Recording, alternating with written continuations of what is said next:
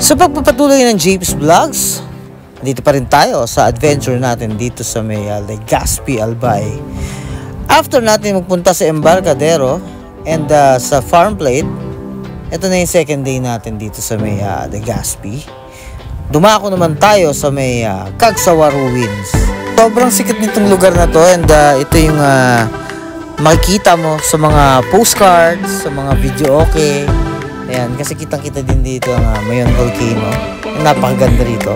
So, let's check it out, guys. So, guys, nandito tayo sa Cagsawa Ruins. Ayan. And, napakaganda. Actually, second time around ko dito. Napakatagal na yung unang time na pumunta ako rito. We got a perfect view of Mayon Volcano. Oh, neat. Kaso, maulap siya ngayon. Picture na kita. Tuwa mo sa picture mo. So guys, ito yung the popular na Cagsawa. Yeah. So for all of you na hindi alam yung loob, papakita ko sa inyo yung loob. May harang. Ito na lang pala yung remains ng Cagsawa Church. And lumubog ito noong 1814 nag-erupt yung Mayon Volcano. Short trivia lang, and this is the only 16th century Franciscan church na built for the town of Cagsawa. It was burned down by the Dutch pirates and was rebuilt, and ito na nga, lumubog siya during the eruption of Mayon Volcano.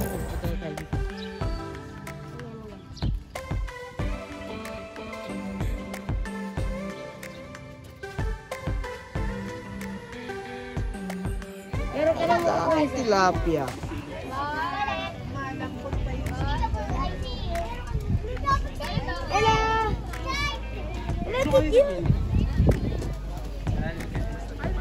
Ay, ang ganda oh. Yung malalim. Oo, ang ganda oh. Ang saya nila. Si Jillian nakarating sa Mayon. Ha? Kaulit ang pangit mo.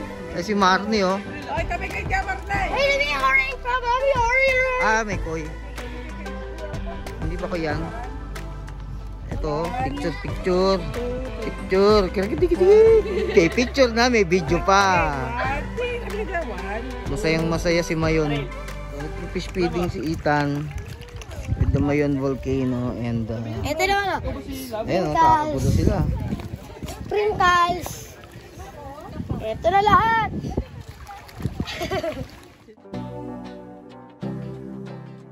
So, yan na nga, kitang-kita nyo dito yung perfect view of Mayon Volcano.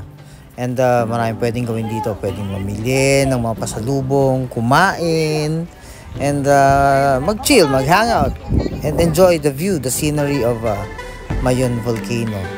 So, napakaganda talaga dito sa may Cagsawa Ruins. At syempre, pagdating sa pagkain, di magpapahuli ang Bicol. Nariyan na ang kanilang special Bicol Express. Ayan. At Pansit Bato. The ever popular Pansit Bato. At yung iba pa nilang mga local foods. Kaya try na natin. So kain tayo guys. And ito try natin yung kanilang Pansit Bato. The ever popular Pansit Bato. So pwede rin siyang sabay sa rice.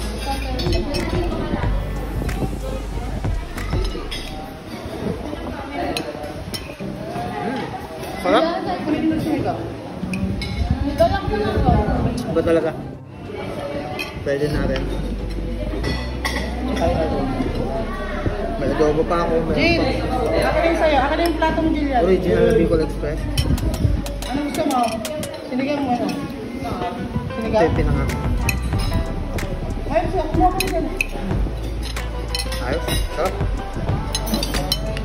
Sige, try natin yung Bicol Express nila. Authentic Bicol Express.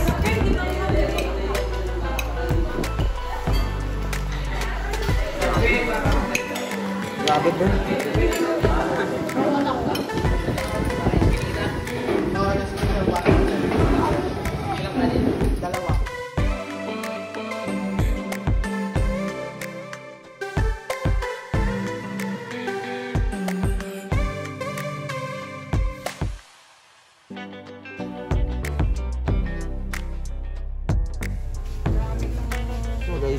pili tayo ngayon ng idadagdag sa ating collection.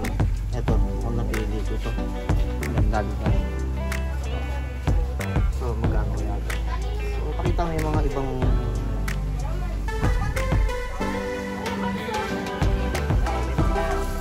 after natin sa Cagsawa Ruins, dumako naman tayo sa isa pang adventure trip dito sa may Legazpi. Ang tinatawag nilang Hayop-Hayopan Cave. Pagpasok mo pa lang dito sa may papuntang Hayop-Hayopan Cave, ma-appreciate mo ng kanilang scenery dito. Nagtataas ang puno ng mga buko and reminding me of Baler. Sa jungle kami guys, oh. Ganda. Papunta kaming cave. Eto, may ilaw ako. So, baon si Itang ilaw. Papunta kami sa Hayop-Hayopan Cave. Pasok kami. Nandito si Bigfoot. Parang ano to, abandonadong kubo. Nandito si Bigfoot. Uy. Mahal na yung mga ganyan, may ahas. Nga? Tara. Beep the fuck. Wow, video mo. Eto, punta tayo sa may pinakataas. Nagkakayatan yung mga aso, no? Kanya-kanya takbo, no?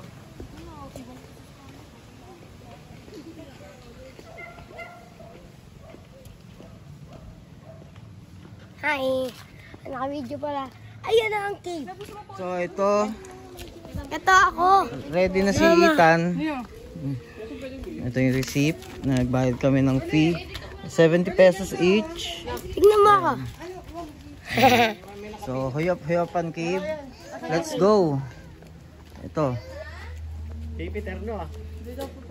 So, ito na nga yung entrada ng cave. Makikita mo na rito yung mga rock formation na malalaki. And kasama ng aming tour guide. Ito, may konting briefing kami bago pumasok. So, makinig tayo sa kanya. Okay, so ako po yung tour guide. Sige lang. Yung tour guide pala si Garner pangalan ko. So welcome dito sa Hayop-Hayopan sa amin. Good afternoon, mabuhay. Good afternoon. Pangalan ng Hayop-Hayopan, ibig sabihin po niya is ihip ng hangin. People diary kasi. So, yung palang ibig sabihin ng Hayop-Hayopan, ibig sabihin is ihip ng hangin. Kala natin hayop as in animal, hindi pala. Okay, so itong cave matagal na to, kumbaga millions of years na siya. Naka-submerge pa to sa dagat dati. Sa loob may corals, may water lines. Papakita ko yun. Sa pag-aral po ng mga expert, umangat po ito. Pagka wala ng tubig dagat, may mga tumira ng mga caveman. May mga bones, 3,000 years ago doon sa third opening. Tapos nung World War II, ito yung naging hiding place ng mga Filipino fighters, refugees camp, and then hospitality. Hindi tumatagpo. Ay, ito. Tapos, ito lang papasokin natin ng cave. Kumbaga, second layer lang tayo. Nasa gitna lang. Kasi 3 story cave siya. May ilalim pa siya. 11 hours sa ibang barrio ang labas. Pinagapak. Tayo siya kasi C stand for ceiling. Itong pinapatakan niya sa baba, stalagmite, deep or ground. May tubig siya, Natulungo siya pero matagal. 1 inch per day. So, napaka-educational ito sa mga bata, yung mga pagpunta nyo sa mga ganitong cave. And, ayun, matututunan nila kung ano yung makikita dito. And matututunan pahalagahan ang mga bats, ang mga rock formations, stalagmites, stalactites. Yun, matututunan to ng mga bata. So, sama nyo sila dito sa mga gantong lugar. Nang ma-experience din nila yung mga gantong adventures and mapalapit sila sa nature. Wow! Tanong daming bats na. Dito kami sa loob ng Hayop-Hayopan Cave. And may tubig. They said na dati nakasubmerge daw to sa tubig. And nakita naman yung mga proof na yung mga corals sa gilid.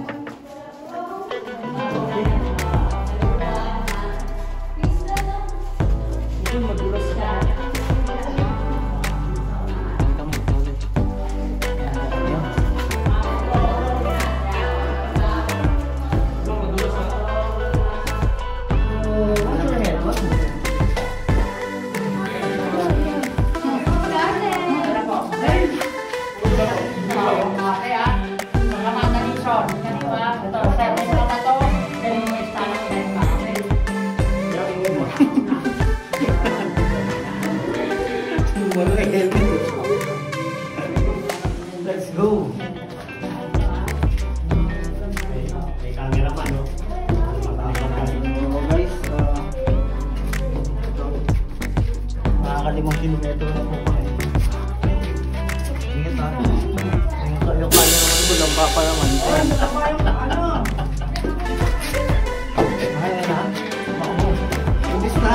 yung nag-guide sa cameraman natin. Baka makuha sa, baka makitang-kita sa video na ano. Ito, mababaro. Low seal, matutin mo. Matigas yan eh. Kaya ba ako ng kuya? Ayan, tingnan mo. Matigas yan. Ano, safe yung ano. Hindi ata ako kaya dyan eh. Ano yan? Bakit talit? Diba? Pag naumpog ka, hindi ka gaano masasaktan. So sa part na ito, pwede dyan, doon sa gagapang ka. Sa part na to, medyo kailangan mag-squeeze. Ako ka! Ako! Ayan, so nahirapan si Nicole. Ayan. Diba? So ito na nga yung spot na kailangan mo pag-upo at mag-bend para makapasok. Ayan, buti hindi sumabit yung malaki kong tiyan. Ulo ah! Ulo! O yan na. Ulo. Kapang minero. Okay lang kayo. So, ayun. Dito naman tayo. Ayaw mo sila dun. May shortcut nga eh. Dapat pa dyan ako dumaan. So, ito yung second part na opening. Paakyat naman kami. And, ewan ko ano meron sa loob. Pero let's go guys. Let's see. Mga jars natin. Ayan. Yung mga pottery, mga artifacts. Ito ayan. May tinanggal dito. Ayan Ayan, tinanggal din. Ayan yung bones sa leg part. Ayan po, leg part. Ayan. Leg part. Sa part ng leg yan. Ito pa. Human bone fossilized na sila. Fossilized na. Ayan, nakaligid. Ayan, natanggal para may ebidensya.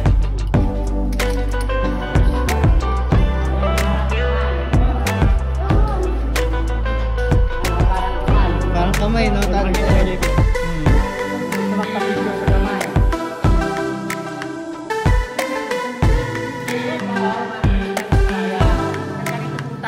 Ewan ko, sa part na to, ba't kailangan natin magdabog-dabog para paingahin yung ilalim? Kaya ko talaga to si Kuya tour guide eh. Ayun o. Wow! Ayun o. Ang dami. So guys, palabas na kami dito sa may cave. And I hope nag-enjoy kayo sa aking short video dito sa Hayupan Cave. Ayan. So abangan nyo uli ang aking mga susunod na adventures. Pero bago ang lahat, don't forget to click like, share, and subscribe.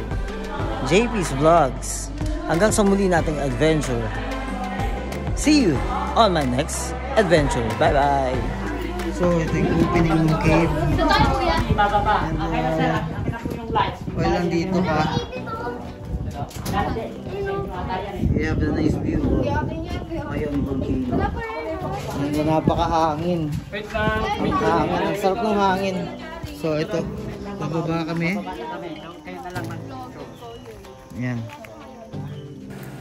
Next on JP's Vlogs, puntahan naman natin ang Daraga Church.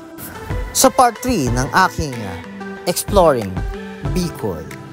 So see you guys on my next adventure. Bye bye!